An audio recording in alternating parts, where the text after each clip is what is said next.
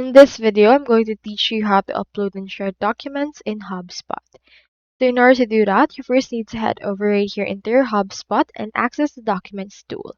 You can find it by going over to the Sales, and here we can just click on Documents in order to navigate through it. So from this case, you can just select a document that you have created, or if you don't have it yet, you can head over and upload it. So to upload it, click on this upload document.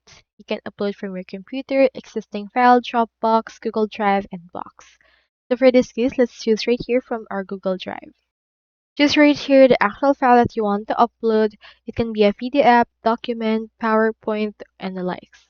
So you can choose between options like presentations and likes we have right here. Let me upload right here this art PDF and click on select, and after that the actual PDF will be uploaded and we can already see it right here. You can set its privacy access by going over to the actions, and you can download it and click on this manage sharing as well, so you can choose who can see these documents. You can also paste this link into emails, chat messages, website pages, and workflow. So that's all there is today, and if you haven't signed up for HubSpot yet, make sure to use your affiliate links given in the video description. Thanks for watching, and I will see you in my next video.